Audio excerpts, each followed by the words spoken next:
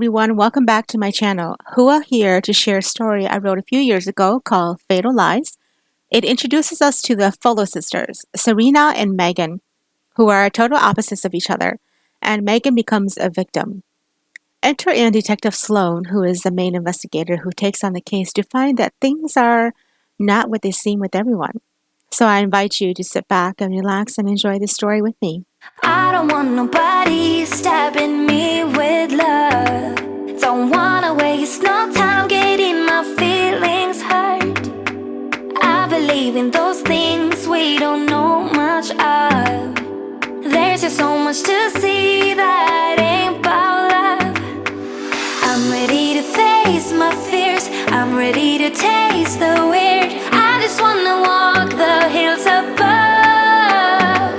My ordinary life, I could let it burn. 'Cause I just wanna go to the deep end. I just wanna go. What are you doing here? Megan Fuller asked as her sister Serena entered.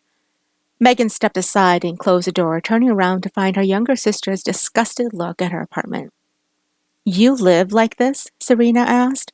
Megan sighed and walked to the sofa where a bunch of clothes were sitting. She simply used her hand and pushed the pile off to the ground. She plopped down, pulled out a cigarette, and lit it. And then she took a puff and looked up at her sister. What do you want? I assume you're not here to bond with me. Serena didn't laugh. She crossed to the living room where there was some room and stood there. And then she pulled out an invitation and set it on the dining table. I'm here to cordially invite you to my wedding. Megan blew out some smoke and laughed. Oh, so the rich girl from uptown finally nailed someone, huh? Tell me, is he some rich bastard who screws you like you're the only one in the world? Serena scoffed and crossed her arms. I should have known you would never change. Shrugging, Megan continued smoking and replied, I'm Megan Fuller, low-life woman from the projects. That's me. I'm real, unlike you. What is your problem, Megan?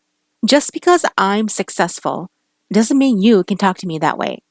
You failed at everything you've ever done. You're just jealous of me. Jealous? Now why the hell would I be jealous of you? You're almost 40 and just getting married. That's right. And you're only 28 and you've already screwed up marriage number 3. So why should I care about you? Megan put out her cigarette. She crossed her legs and stared up at her sister with gleaming eyes. Because I've got something you don't have? And what might that be?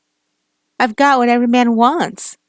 Laughing, Serena replied, If you mean by having what every man in Minnesota has already had a taste of, I'm sure I agree. Megan stood up, angry. I'm proud of who I am. You can go to hell. Serena threw up her hands. You know what? I'm through with you, Megan. You can stop asking me for help. To clarify things, I've never asked you for any help. You've always been happy to give. Right, and you've always been happy to take. That's why my name is Megan. Serena walked to the door and pulled it open. Before she stepped out, she turned back around to look at her. I'm inviting you to my wedding only because you're my sister. Other than that, you're nothing to me. And she closed the door hard.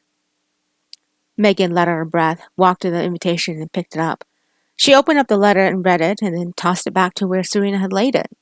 Crossing through the messy apartment to the kitchen, she opened up the fridge, searching through the outdated milk cartons, and found a box of orange juice. She took it out and looked around for an empty glass, but when she found none, she opened it and brought it to her lips. The sound of the bullet flying through the window caused her to turn, but it was too late. It pierced her through the head, exiting through her teeth. Blood mixed with orange juice splattered across the kitchen walls. Megan gasped as the carton fell from her hands, her mouth spurting with blood. She gasped and then fell down to her knees, where she reached up to touch her face, and then everything blacked out. I shut my eyes, trying not to speak, pretend that I'm dreaming. I smell your breath, not listening, but I still hear you screaming. Going under, one step away till you hear what I'm saying. Sounds like thunder, and the clouds are closing in. You say I know this, but the last days in real life I'm not. Serena sat down on the edge of the bed, rubbing her eyes. Her sister hadn't changed at all, and it was such a disappointment to her. If their parents were alive, they would have wished they were dead. She turned to her fiancé, Darren Washburn, sleeping on the bed. His back was turned to her, and she smiled at the sight of his nakedness. She turned to the clock sitting on the counter and groaned when she realized how late it was getting. She got up and walked to the bathroom where she stripped to shower. The hot water washed away today's stress, and she felt already relieved from the day's hard work. Serena was the marketing director at Sharp magazine. It was one of the magazines targeting the new woman today who balanced work and life together. She had been there for 6 years, and during her time there, she had brought Sharp magazine to the top #1 selling spot. She was proud of her work. She was good at what she did. No one could do her job like she could. The door opened and Darren walked in.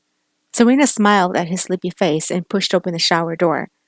But her smile faded as his eyes turned misty. He slowly reached over and turned the water off. Serena stared into his blue eyes as he reached over and handed her a towel. "What's wrong?" she asked. Darren exhaled a breath hard. "Something's happened." "What?" "The police called. Your sister is dead. Murdered." The towel fell from her hands as her heart started to beat faster. She turned away from Darren as a lump formed in her throat. She felt his hands on her back, drawing her into his arms, and before she knew it, the tears were flowing down like the water from the shower head. Detective Sloan Ray stared at the young girl lying in the kitchen and groaned. He hated to see the young ones die so tragically. She was lying on her back, her left arm was lying on her chest, and her right arm was crooked by her side. Her lips had been shot apart, and half of her teeth were gone. Her blue eyes were opened and staring off into dead space, and her dark hair was somehow neatly laid before her. Sloan bent down, stared at her, and sighed again. He stood up and looked around the messy apartment. The girl definitely was not a good housekeeper. He walked over to the table and saw an invitation to a wedding. He put on his gloves and bagged it, handing it to the crime scene investigators, and walked to the bathroom. He opened the cabinets and searched through, finding nothing important. And then he walked back out as his partner, Detective Gary Mack, walked in. Gary was younger than Sloan by 4 years, but he looked older because he was already balding prematurely. He came in, took one look at the girl, and whistled. "Whoever did her sure was angry. Blew off half of her face," Gary said. Sloan nodded in agreement. He wanted to leave that as a message. "Did ya find anything interesting?" "Not yet so far, but I'm sure something will come up." "Who made the call in?" Sloan ran a hand through his dark hair. "The manager did. Our victim is Megan Fuller. She had ordered some food, and when no one let the delivery man in, he went to the super. The man came up and saw the mess. He called it in about half an hour ago." "Did ya question him yet?"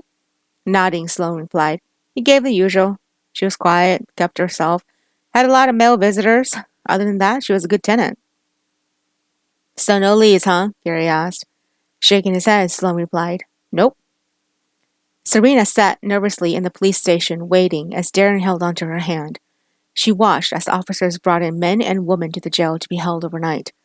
Then, just when she couldn't stand it, a tall, handsome man walked to her. "Miss Fuller?" he asked. Serena stood up and took the hand he offered. "Yes, I'm Serena Fuller." "I'm Detective Sloan Ray. I'm sorry we have to meet like this, but thank you for coming down." His eyes turned to Darren. "Oh, this is my fiancé, Darren Washburn," Serena explained. Darren stood up and took his hand. "Hi." "Hi," Sloan responded. "If you'll just follow me." He took them down to a long corridor and then to a small room where another man was sitting. When they entered, the man stood up. "This is my partner, Detective Gary Mack," Sloan explained. "Hello," Gary said. "Hi," Serena and Darren said in unison. "Please, sit down," Sloan said. When they were all seated, he took out a picture of a young woman, but the picture only contained the woman's eyes. He pushed it towards Serena. "Is this her? Do you recognize this?" Sloan asked. Serena looked at the picture, and her eyes got teary. She sobbed and pushed the picture back to the detective. "Yes, it's her. I'd recognize those eyes anywhere." "Okay, thank you." "Why is it that it's only her eyes?" Sloan looked uncomfortable as he leaned back in his chair. "Whoever did this was pretty graphic in killing her. I just want you to remember her the way she was." Serena sobbed and Darren reached for her hand. Who did this to my sister? We're looking into this. We're waiting for the medical examiner's report on the autopsy. Right now, we don't know anything yet. What can you tell us about her? Serena wiped her eyes. She was a little on the wild side. She liked to going out with a lot of men. They favored her because she had this sexual spark to herself. When did you last see her? Gary asked. I saw her today, actually. What time? I went over there before going to work, so about 8 or 9 in the morning, I went over to give her a wedding invitation. That was given today? Sloan asked. Yes, it was. Both detectives exchanged looks. What is it? Darren asked. Your wedding is less than a week away. Why was it only given today? Sloan asked. Serena tried to keep her emotions under control as she responded. We didn't have a very good relationship. She was on the wild side, and whenever I would try to correct her ways, she and I would end up fighting. So we didn't get along. And so I didn't want her to make a big scene at my wedding. Tell them about the engagement party, Darren said. Serena shot Darren an unbelievable look. What? What about it? Gary asked. She returned her gaze to the detectives. Oh, during my engagement party, she started stripping for the male guests. It was terrible. Was she drunk? Sloan inquired. I wish she was. So you didn't want her to make the same mistake at your wedding? Yes, but she is my sister. So I went over there and decided to give it to her anyway, in the hopes that she wouldn't come. How did she seem when you visited her? Serena thought for a moment. She seemed like herself. Was she agitated? Scared? Did she tell you anything? No. Sloan looked to Darren. How was your relationship with her? It was okay. A little rocky because she didn't like me. Why not? Gary asked. Darren shrugged. She said I was just a rich bastard banging her sister. Her words, not mine. She's not here to defend herself, Sloan said. I know that. Poor choice of words. I'm sorry. Like what Serena mentioned, she was wild. She didn't get along with most people I knew. Gary turned to Serena. Do you know of anyone who might want to hurt your sister? No. Thank you for your time. If you should need anything, please give us a call. Serena remained silent as they drove back home. She was still in shock at this sudden news. It felt strange to think of her sister as dead. She couldn't believe it herself. When the detectives showed her the picture of her sister's hollow eyes, she almost broke down and died. Who would want to kill her sister? Megan wasn't a good girl, but she didn't deserve to be murdered. You're quiet, Darren said. Serena let out a breath. What you said back there about my sister? You shouldn't have said that. Darren turned to look at her. I'm sorry, but it was her words. I know that, Darren. How many times did she say it to me? The point is that it wasn't the time or the place to say it. I'm sorry, I wasn't thinking. You're right, you weren't. Darren drove the car to their driveway and parked the car. So what? Are you pissed off at me then? She turned around to face him. I'm upset at you for your poor choice of words. What you said back there wasn't appropriate. For God's sake, I said I was sorry, Darren yelled. Sorry can't make it go away. My sister is dead, Darren. You should have showed some respect. Serena pushed the car door open and ran up to their front door. She opened it as Darren walked up behind her. When she walked up the stairs and began moving her clothes to change, Darren walked in. Can we talk about this? He asked. Serena turned to him. No, I'm tired. I just want to sleep. Are you sure you're okay? No, I'm not okay. She turned and walked to the closet. Darren sighed and sat down in the bed where he began to take off his clothes and change for the night. Sloan walked into Hans Corrington's office the next morning hoping to get a full report on Megan Fuller's autopsy. Hans was an older gentleman and had hair as white as snow, but he was one of the best medical examiners. Sloan's department had been using him for over 2 decades. When he walked in, Megan Fuller's body was on the table, a cloth over her face. Good morning, chap. How are you? Sloan asked. Hans groaned. Ugh, you again. Yes, me, your favorite person. What do you have for me? Approximate time of death was about 9 to 10 in the morning. She died of a hemorrhage of the wound from the mouth. Based on the point of entry, it looks like a 3006 rifle. The point of entry was through the back of the head, and the bullet exited through her teeth. It took out 2 front teeth and 3 bottom ones. Her upper and lower lips were split apart by the force of the blow. Did you happen to find a bullet in the wall somewhere? Yeah, CSI team is working on it. Well, she doesn't seem to have any drugs in her system. She had no sexual activity at the time of death. But the thing is, she was about 6 weeks pregnant. Sloan shot his head up. What? She was 6 weeks pregnant. Does that sound surprising to you? Yeah, it does, actually. Serena walked out to the lobby and found Sloan waiting for her. He stood up as she neared him. She extended her hand to him.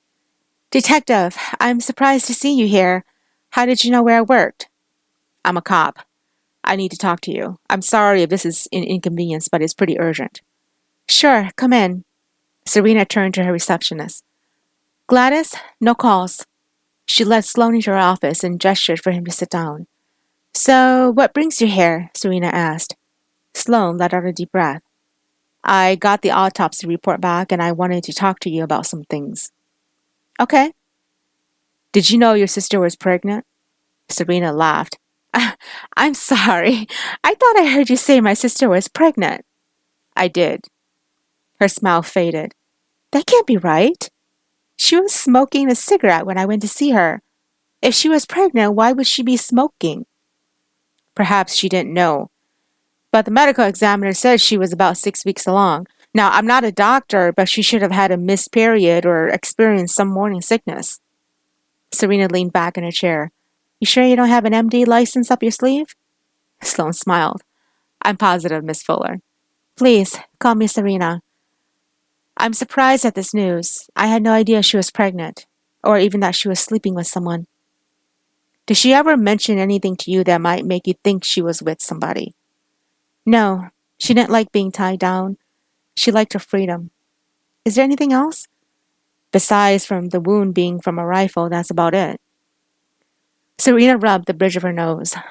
I'm sorry, Detective. This has been one hell of a week for me. I understand. How are you doing? She shrugged her shoulders. Aside from wanting to drive my car off a cliff, I'm great. I'm in the middle of trying to make funeral arrangements for Megan and in the middle of a deal. It's all very stressful. Not to mention your wedding, Sloan added. Yeah, not to mention that. How is Darren? Darren is being Darren. He raised his eyebrows. Does that mean something good or bad? He's always been a little unpredictable. That's why I fell in love with him. Yes, I'm sure. Serena took a deep breath and stood up. I'm sorry to rush you off, Detective, but I've got a million things to do today. If you don't have anything else, Sloan took that as his cue and stood. Yes, I'm sorry for interrupting your work. If I have any more information, I'll let you know. Thank you. Serena entered the main conference room and realized she was late. She walked in as the board members looked up at her. Her boss, Thomas Harrington, gave her a sympathetic look on his face. He was turning 60 this year, and he looked great for his age. He walked across the room and took Serena by the elbow gently. He led her away from the crowd and smiled at her softly. Serena, I heard about your sister. I'm sorry for your loss. If you need time, I understand, and if you're not ready to pitch this sale, I understand too, he said. Serena smiled. Thank you, Thomas, but I'm ready for this. I've been working hard for 6 weeks. I'm not ready to back down now. Okay, the room is yours. He walked back to take a seat at the head of the table. Serena smiled at the board and set her folder down on the table. The board consisted of 8 members. Joanna Bowe and Tim Morgan were on the sales team. The design team consisted of 3 people, Maddie George, Patricia Kings, and Anna James, and 3 writers, Jason Wills, Katie Wilson, and Mallory Johnson. Serena had been working with them for her 6 years at the magazine. She had come to respect each for their department because they were all good in what they did. Okay, let's get started, Serena said. She took out a pen, walked to the blackboard, and wrote relationships on it. And then she turned back around to face them.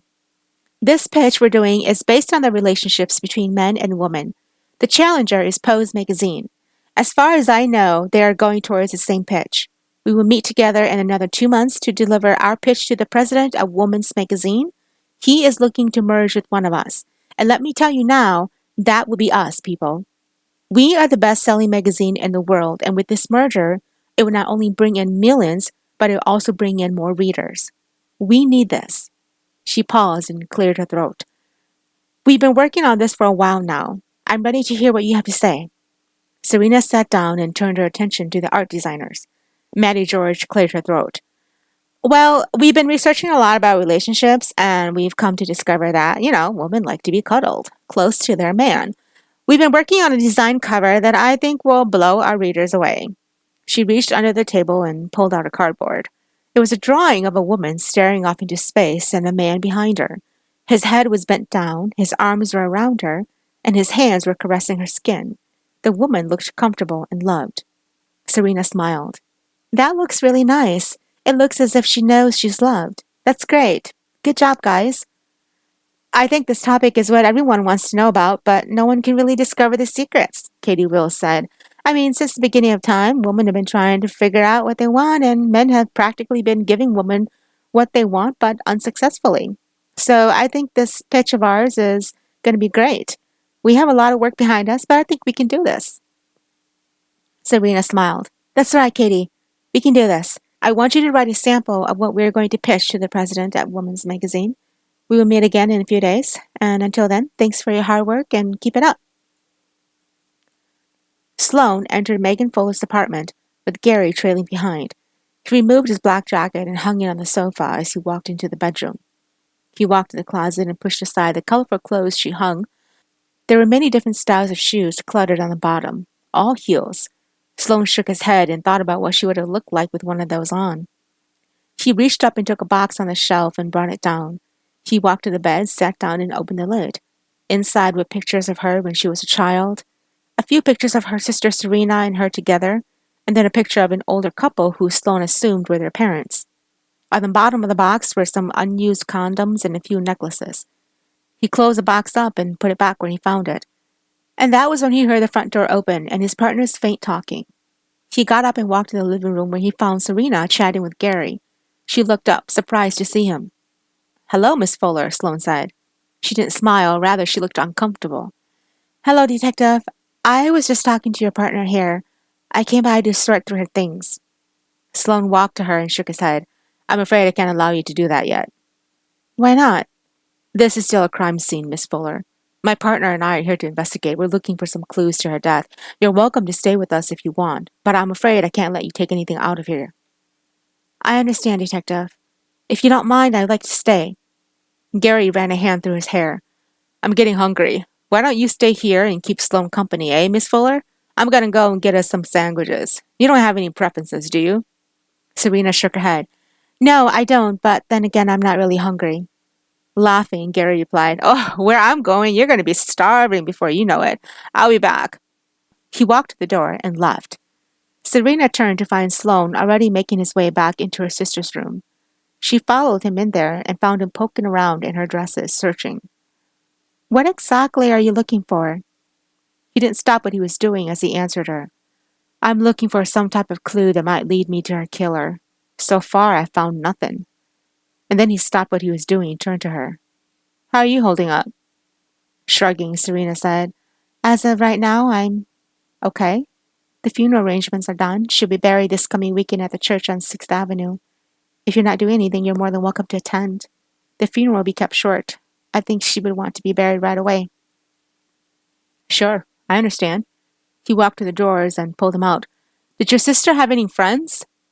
She did. She had a lot of friends. She used to work at a strip club where she danced. Where was this? Naked Ed's on Portland? I know where that is. I'll go check it out. Serena took a deep breath and walked to sit down on the bed. It's been a really rough week for me. I feel so guilty that she's dead. I came here and we argued, and I told her that she was my sister, but beyond that, she was nothing. Sloan stopped searching and walked to sit down beside her. It's not your words that killed her, Miss Fuller. Someone did this, and I'll find out who. Serena turned her head slightly to the side as if to glance at him. Thank you. I hope you do. I don't want nobody stabbing me with love. Don't wanna waste no time getting my feelings hurt. I believe in those things we don't know much of. There's just so much to see that ain't about love. I'm ready to face my fears. I'm ready to take. Sloan and Gary entered Naked Ed's and found it jammed. There was a girl on the stage dancing while the men hooted and cheered. Sloan gestured for Gary to sit down and relax while he went for the bar. That had always been their tactic. Sloan would pursue the cop business while Gary listened to the crowd and play the undercover cop. It worked like a charm. Sloan headed for the bar as a tall, bald man came to him.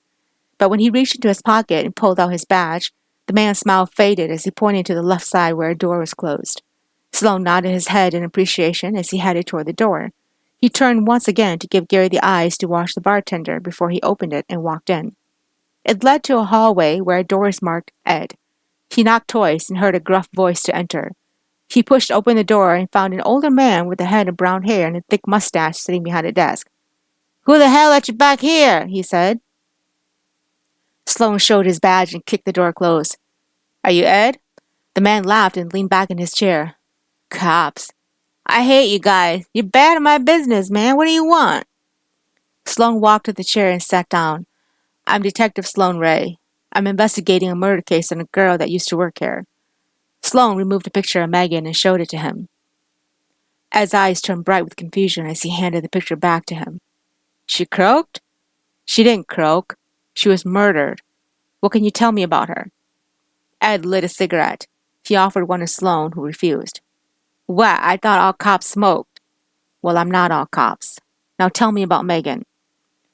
Yeah, all right. She worked here for about 2 years. She had a lot of male clients. There's a back room reserved for the, special ones. She was always there, hardly ever on the stage. She made a lot of bucks. But then one day she decides she's going to quit, clean up her act. She leaves, and I don't hear from her again. Sloan stared at him, trying to see if he was telling the truth. The man's eyes didn't flicker, nor did he look uncomfortable. "You sure you haven't seen her since then?" "Hell yes, man. What's your problem? I said I didn't. You deaf or what?" Sloan laughed. "It's just that, in my business, most people say they haven't seen her, and then a few days go by, and suddenly they were the last person she ever saw. It's been known to happen." Ed took a few puffs, and then he put his cigarette out. He tapped his fingers nervously on the desk, and then he stood up. All right. But you have to promise me that none of this comes back to me. You got that?" Sloan stood up. "I assure you. Now tell me."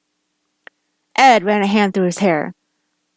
"When she was dancing here, there was this guy who kept selling her dope. I don't like my dancers to be doped up when they're dancing on stage. I mean, I own a strip club, but I also like to keep my girls alive. You know what I'm saying?" "Wow, you sound like a compassionate manager." Ed smiled. "I am, pal. Anyway, this guy, his name is Hoser. He sells dope down on Lake Street. He's into the, hardcore stuff. He liked Megan a lot. He came here a few times. She took him to the back room. She would come out fully doped and he would be patting a fat pocket of cash. And when she left, he came around looking for her. But like I said, I'm a compassionate guy, so I don't tell him where she is. But he keeps coming back and paying the girls to tell him where Megan went. But they don't say anything." "When was the last time he came around?" About a month ago, maybe it could be a year ago, something like that," Ed said with a sly grin. "Huh. Thanks, Ed. If I need anything else, I'll see you again." "Hey, I'm here for you, pal." Sloan snickered at him. "I'm not your pal." He turned and walked out the door. His eyes met Gary's, and when his partner stood up, they both walked out the front door and back to their car. "What's new?" Gary asked when they started driving. "I got a break," Sloan said as he quickly informed Gary of what Ed told him. He turned the car onto Lake Street where cars were lined up by the red light. "Let's park here. We'll go ask around." Sloan walked to the first corner where two black men were laughing and smoking a joint.